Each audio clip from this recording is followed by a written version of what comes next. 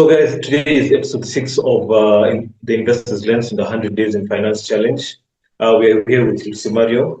He's a young investor entrepreneur from Cape Town, South Africa. Mario, thank you so much for coming. You know us too much. Let's go. So, guys, we've been hearing your feedback all the way from LinkedIn, all the way from Facebook, all the way from YouTube. Thank you guys so much for viewing this series. Thank you guys so much for watching. Thank you guys for taking time, listening to a bit of financial literacy. Let's just say it's a bit because it's not all of it. There's still a whole ocean. There's still a whole planet of finance to explore. So like we're just delving into the surface before now we'll go much better. So Mario, thank you so much for your time. Thank you so much for taking out your time in your day to come and today's topic. For today's topic, yeah. Thanks, man. I appreciate all of you. Thank you. So guys, today's topic is basically scaling your portfolio. We're talking to now the young investor, or rather even the young person who wants to get into investing. Now, how do you scale your portfolio from personal investing to entrepreneurial wealth?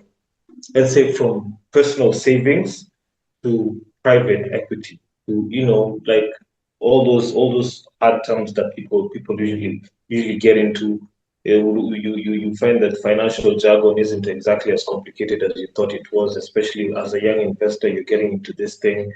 So Lusmadi is here to break down all those things. He's going to break them down. He's going to make sure he chops it up like a chef, like the chef investor he is. So I think the first question is one: how do you transition from personal savings into strategic scalable investing? Yeah. I think every person needs to aspire to have financial growth, Everyone who is a human being who is building a life, just as we once were kids, now we are grown up. One day we will be old and one day we will die. So that circle of life is something that also every human should aspire to have. And I think once you start making money, the first thing that should come to your mind is, how do I get from here to where I really want to be? How do I grow my finances, right? It's all, I think people say that money is a mind game. It's how you think about it. It's how you perceive it. Where do you position money in your overall life? That's very important. Mm-hmm. So if money becomes an important tool for your growth or for your life stability and health, you start valuing seeing how important it is to grow it over time. Okay, so it all starts from your mind as a person, where the whole shift starts, where the whole shift begins, and then you start planning, start looking at possibilities on how do I then now materialize hold this desire and wish of growing financially. Where do I put my money in if I have to grow financially? What should I do? What should I read? What should I listen to? What should I watch? Who should I connect with? It all starts there. Yeah, it all starts there. Yeah. So like how let's take an example. How do you go from, like, let's say your personal saving, to now your first investment, and then scaling it from there? Maybe you can tell guys like that. Like you had your own personal savings, and then now all of a sudden now you're a full scale investor investing in business, and people coming for mentorship and I mean, the first thing, as I said, it's mind game. So now on this context, the point is to make people to understand why do I want to scale it? Why do I want to scale my finances? Why do I have to grow my finances? You don't just grow finances. You don't just wake up in the morning and say, I need to start growing my finances and then become a millionaire. Why? What's the reason behind it? All right. This is why sometimes we teach people on personal finance. We tell them that saving money is not the solution for you to be stable financially, right? Because you're gonna save money. Why? Are you just saving money, or are you saving money for something that will grow it? Okay. Mhm. The idea of saving money is not the right mindset for someone who wants to grow financially.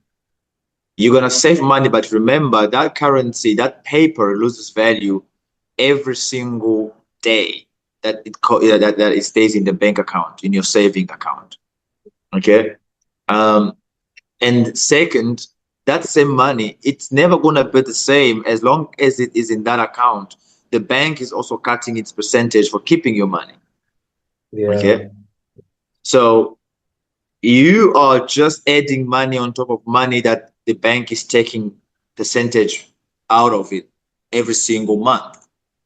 Mm. Right. And every time you make a transaction, the bank takes some money out of that, a percentage out of it, or a fee. Right. So that means saving your money in the bank account and let it grow.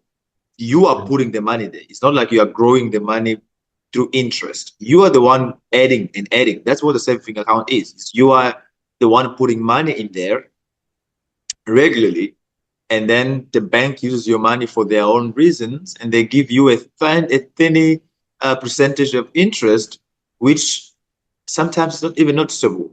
But just for keeping the money there, they're already taking money from your bank account, and they lie to you that they're giving you percentage on top of it. Doesn't make sense, right? It doesn't make sense. Yeah. So now the point here is that you as a person, you have to make a plan of, or you need to decide on, why do you want to save money? What's the reason?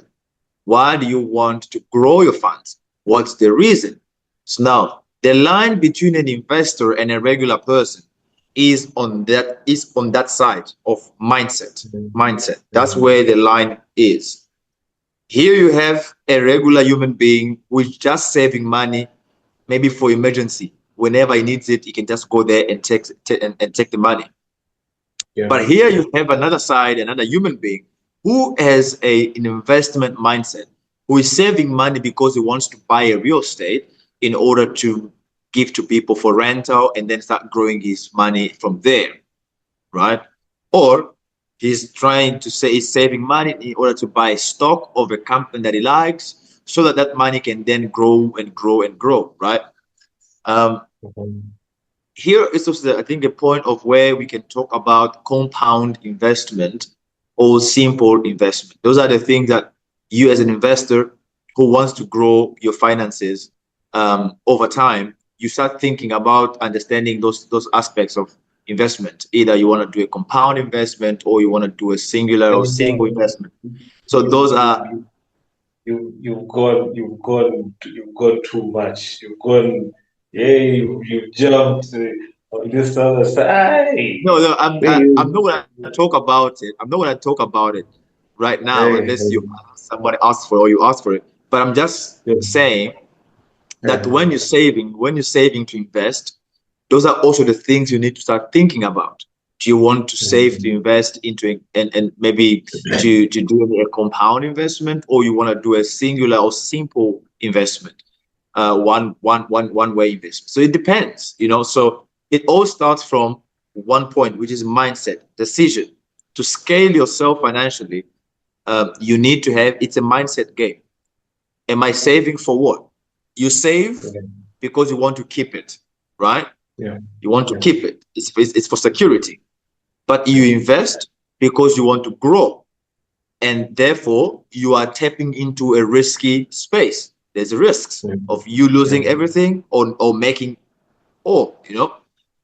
yeah. So now you are in the middle of deciding, both of you are saving, but one is saving for scaling and one is saving just to maintain his life. That's all. So Oh, that's where yeah. the thin line is.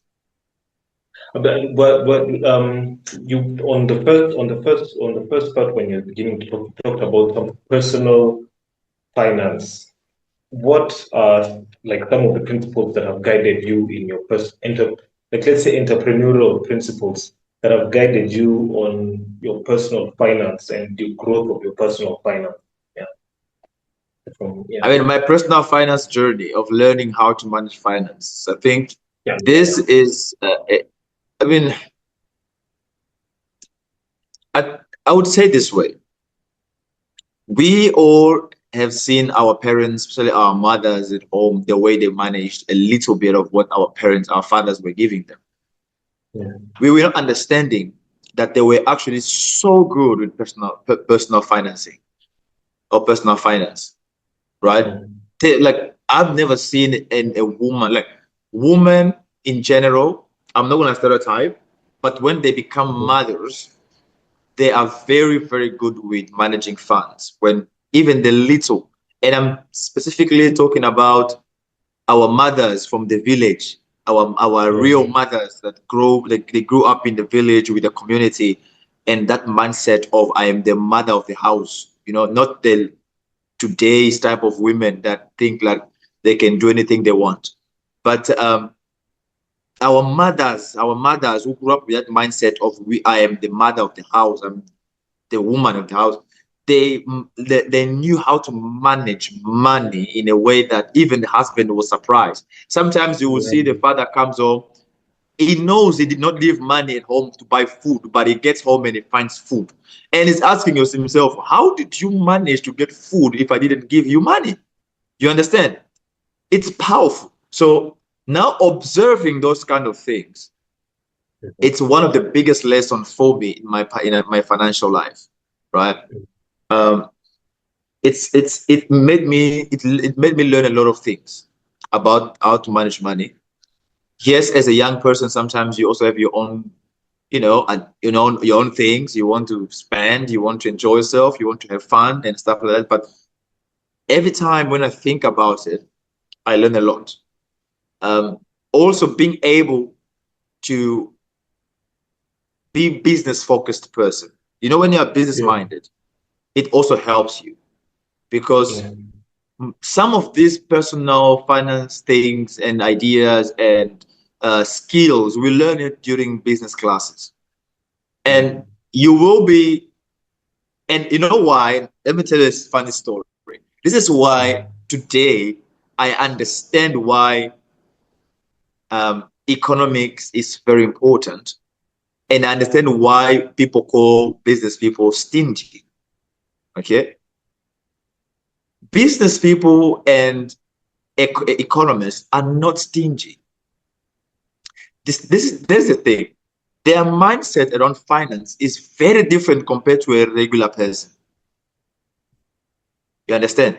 Because an economist will tell you that he cannot spend $10,000 to buy a Mercedes Benz if he can spend $100 to buy a Toyota, because he's looking at the value. He's not looking at either if it's fancy or it's going to raise his value as a human being. He's not looking yeah. into that. He's looking that, is it going to help me to get myself from point A to point B and back to point A? You understand? That's it. That's where his mind is. I, You I understand? think I think I think when you say such a story, you remind me of like Bezos. So Bezos in his interview, he's worth $10 billion, and yet he's still driving his Honda Accord. Like it was, and he was like, it takes me from point A to point B. And then the interviewer in his mind is like, I think even the interviewer had a better car than him. And then in Yeah, his mind, he's like, that's the thing. That's the thing. That's the thing when it comes to understanding, being really good with finance, with financial literacy, because yeah, you'll be thinking that, oh, because I have enough money, I can go and drive any car I want, you know, throw parties yeah, anyhow, get yeah, big houses. You can do whatever you want because you have a lot of money. But remember, that Yeah. simply shows that you have no clue about financial literacy. Now, an economist thinks that way, right? An economist thinks that way. He will tell you that why should I buy a Mercedes Benz of $100,000 if I can buy a Toyota of $500 and I still achieve the same thing. I still achieve the same goals, right? It's the value that you drive that drives finance. And I will repeat this: it's value that drives finance. It's not your Yeah. ambition. It's not your desire of feeling good. That's not what it is. A financially sound entrepreneur will rely on value, spending money on value, not on luxury and things that will make him feel better about himself or Yeah. that try to portray a luxurious life. That is why if you look at most of the billionaire communities, those who really have money, if you look at them honestly, in like not trying to stereotype here, but generally, you will Yeah. find out that these people are so simple in their way of living, but they have enough money to make their lives greater.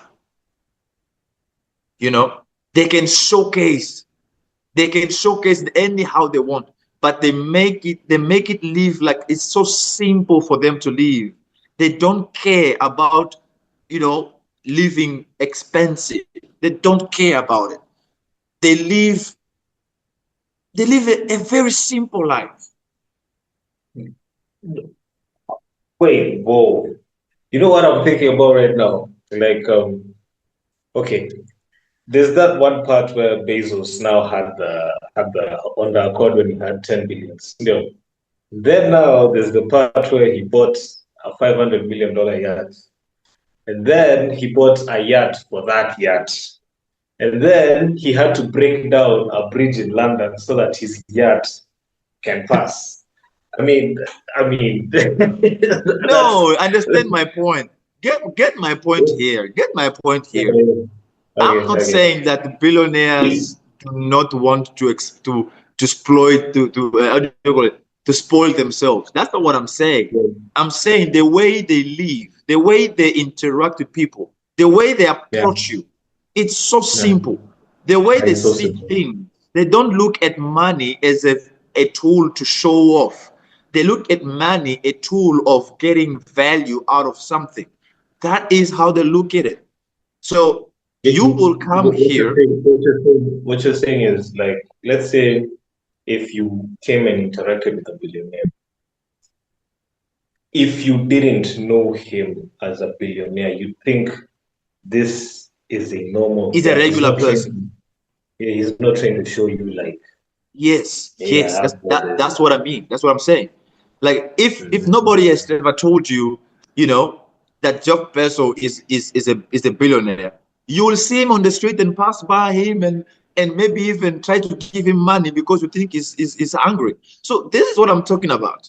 You understand? Yeah, So the yeah. way they live shows that they don't use money as a way to unlock attention, but as a way to unlock value. And this is how Mm. people in the financial space think. It doesn't mean that because Jeff Mm. Bezos is a billionaire, that is going to just go to his bank and take 1 billion and give it to you for no reason. It's never gonna happen. Are you getting what I'm That's saying? actually that's when you say that, that's actually one question that always is on my mind. You've actually said something that it's always on my mind.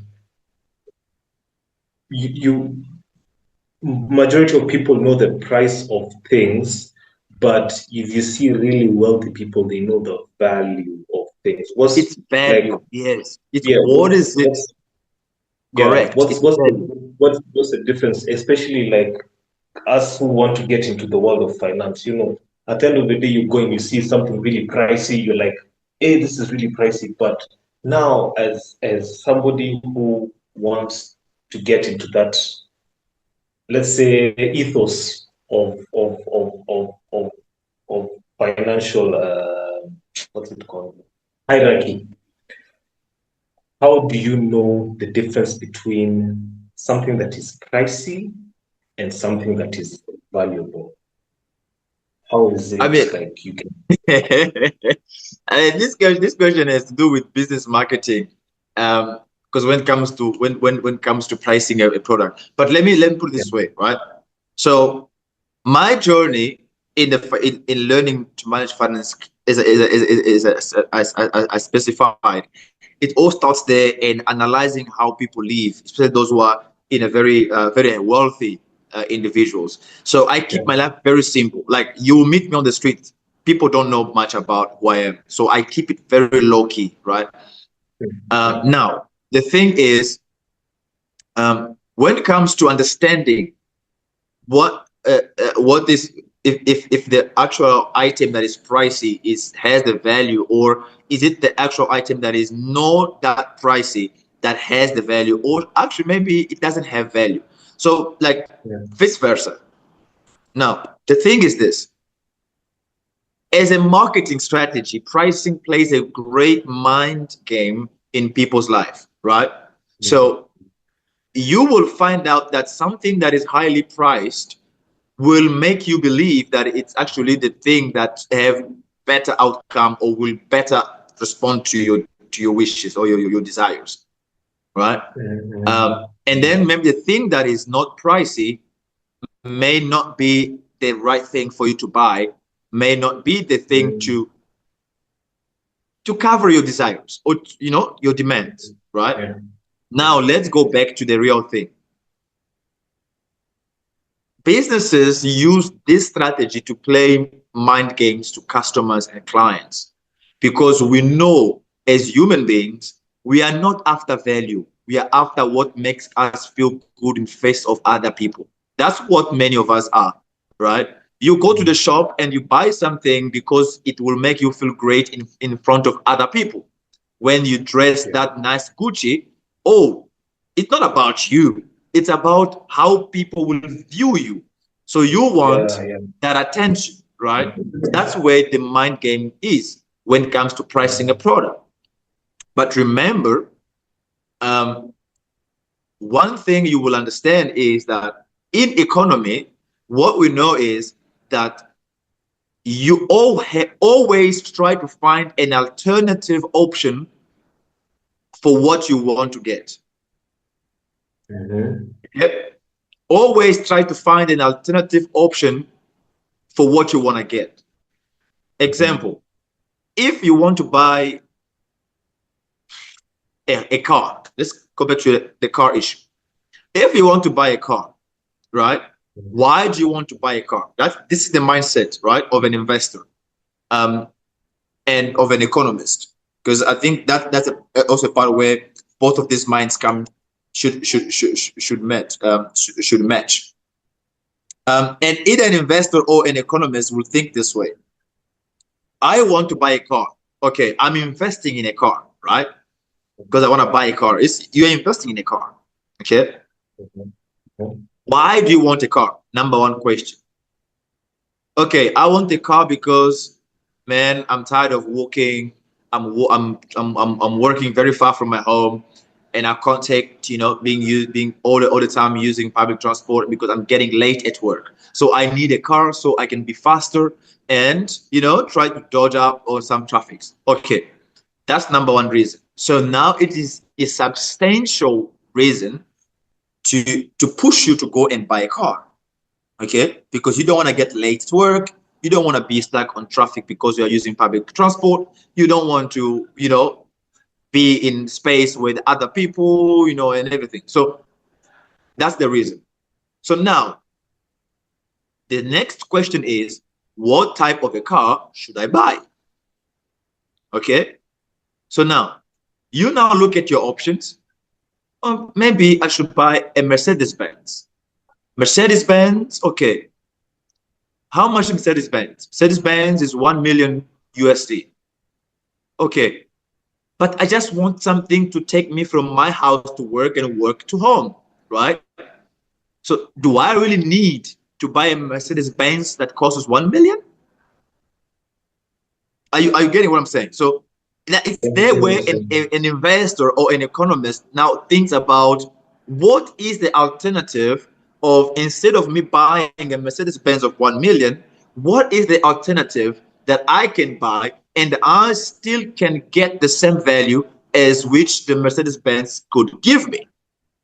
You get what I'm saying? That's now when you now start looking at other options. Okay, instead of buying Mercedes-Benz, maybe I could go for a Mazda, for example. Okay, how much is a Mazda? A Mazda would cost me minus 50% of the price of Mercedes-Benz. Okay, great option. I like it. But besides the Mazda, what is the other option of a car that I could buy, which is maybe below the price of a Mazda? Okay, maybe you should go for a Toyota. Okay, how much is Toyota? A Toyota, it is 20% minus the price of Mazda. Okay, great. Now, I think I'm gonna go for a Toyota. I can still do the same thing that I could do with the Mazda or with the Mercedes-Benz, right? Keen. Okay, now instead of buying a Mercedes-Benz of 1 million, you literally saved 80, like let's say 70% of the cost you could have spent to buy a Mercedes-Benz, right? Yeah. Now, Yeah. you're going to now pay 30% of that cost, right? Of Mercedes-Benz to get a Toyota. Now, the third question you will ask yourself is what is it that you want to see as the specs, you know? Now you're looking at the specs, you're looking at, is there an aircon during summer? I know I have an aircon in there. Okay, is it comfortable? The chairs, is it leather? You know, now that is what you're gonna now try to look into, right? Then you find exactly which Toyota do you want to get, and on the very lower price. Do you see how much did I save from coming from a 1 million to buy a Mercedes-Benz to a Toyota who costs me 70% less than that? You see that? This is the mindset of an economist. It's not being cheap, it's not being stingy, and it's not trying to invest into something that, maybe, I don't know, whatever you think, like maybe I don't want to put too much money on an investment. Yeah, it is just you being able to find the best alternative for you to invest in. Okay? But still, that Mercedes would really look nice. Yes, that's what I'm saying, that you're not Yeah. investing on a car because you want Yeah. people to look at you and say that, oh, this guy's driving a nice Mercedes Benz. No, you are investing in a car because you see there is a need for you to get to work on time and come back home without going through the struggle of paying for a public transport. That's the Yeah. reason why you are buying you are preferring to go for a Toyota. But also Yeah. remember, it's all a mind game, because you're gonna buy an expensive car for luxury. That's a luxury. Okay, it's just for you to feel good. Okay, but Yeah. not really to cover your things. That's why you will see people that are really wealthy, but they drive a very simple, nice, beautiful car just because they want to get from one place to another. That's all. It's not, Yeah. you know. It's not. Now the other point is, when you want to buy something, this technique, we learn it in a business school, right? This technique is that when you get to a shop or to a supermarket and you feel like you look at something and right at the first moment you feel like you want to buy it, right? You want to buy it. What happens is that instead of buying it straightforward, we are taught to do this. Come to the same shop at least 3 times in a row. 3 times in a row. Okay? Okay. So that means you go to the shop today and you find the same item, you find the item, you like it. Okay? Once you like it, what you do, instead of buying it, don't buy it. Don't buy it at the first moment. Go out of the shop, come to the same shop the next day, look into the item. And if you feel the same desire of buying it, don't buy it. Go outside of the shop. Come the next day again, the third day. If you see the same item and you still feel the need to buy it, then you can buy it. Okay? Then it's time for you to buy it. You still feel the need to buy it. Yes, you still feel the need to buy it. Then Okay, right. you understand? Great. Now, why do we do that? We do that because you need to make sure that you really feel the need and you see value in buying that actual item. The same mindset applies to investment. When an opportunity is presented to you to invest, don't just invest because it looks beautiful. It's like, wow, what an opportunity. I'm going to make so much money. Don't do that. You need to take time. Look into that offer at least 3 times. Read the content at least 3 times. Try to understand if really is this really something that you want to take, forward. The one thing that you actually said that leads to bigger growth, reinvesting profits, and also leveraging compounding, what compounding the compounding effects of reinvesting your profits, or rather, whichever way leveraging compounding means in terms of investing in entrepreneurship.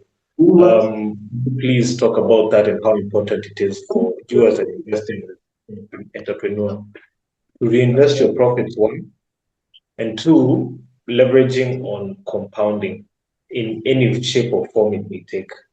What's the Yeah. last one? Yeah. I'll try to make it short because I will have to jump into another meeting in just a few minutes. Um, so now the difference between leveraging and compounding. Leveraging simply means that you are keeping it in a certain level, right? So there's a steady growth. That's leverage. Okay. Applying leveraging. Leverage again, Okay. again. I'm gonna open it up. I'm gonna explain it to you. So when you say leveraging or using leveraging in investment, it means you're trying to find ways to get your growth steady and very stable. Okay. Um, Applying leveraging, you can apply leveraging even in the real estate, right? So it depends on which industry or sector you're operating or you're trying to invest in. But when we talk about compounding, it means you're growing it. It's growing above the growth level. Okay. In other words, is you earn interest on top of an interest. So if let's say you are investing into something, maybe investing in bonds or investing into real estate or investing into mutual funds, and you are investing, you're doing a compound investment, right? You tend to get interest on top of the interest that you're already getting. Okay, so the first interest, which is a simple line investment, the simple interest, you get it on top of the amount of money that you invest in. But the compound interest, you get it on top of the interest that you're getting from the money that you're investing. Does that make sense? Yeah. So, let me see. Leveraging is trying to keep things as stable as possible. Correct. And then if you compounding is literally growth, growth, growth over time that keeps growing on that growth. So it's like growth on Correct. growth. Yeah. So now you have, like, if you leverage compounding, you're actually keeping conditions stable so that the growth that is there can even grow even further. Yeah. Okay. Yeah. So that usually happens from the second year, for example. So on the first year, you tend to get a specific amount that you get from the first investment. Then on the second year, your investment doubles. Then on the third year, your investment triples. And then in the fourth year, it quadruples. So it goes like that. But so you basically earning investment on top of the investment which you earn from what you have invested. So that's basically what it is. And what about, like, how powerful is that when you combine it with reinvesting your profits instead of like paying out your profits. You reinvest your profits instead of paying yourself outright. And whenever you're investing a profit, you can't call it a profit anymore, because a profit is only a profit when you have nothing to do with it. You get what I'm saying? Okay. I didn't Yeah, know it can that. only be a profit if you have nothing to do with it. As long So as when you have you something to do with it, then it's not a profit anymore. so when you reinvest your profit, now it becomes a loss. No, it's not a loss. It's an operational fund. It becomes Oh, money for operations. That's all. okay. I think that's about it. I think that's our time. Let me not take more of your time. I know you're a very busy guy.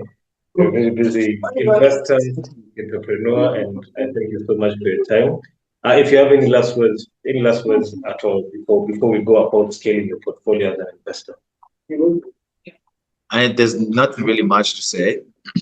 But I think as an investor, your mindset is always to save for something. Don't save just to keep it there, because your money will lose value over time. But you Yeah, save for investment. And then when you're yeah, investing, you tend to find what's the best way to invest that will grow the money over time. So that is how yeah. it works. Yeah. All right. So, guys, you've heard it. Thank you so much, Ms. Mario, for your time. We won't take any more of your time. Guys, if you have any questions, go to LinkedIn, go to Facebook, go to YouTube, check it out. And that's all we have for today. See you tomorrow, Ms. Mario. Thank you so much. Guys, thank you. Bye. Bye.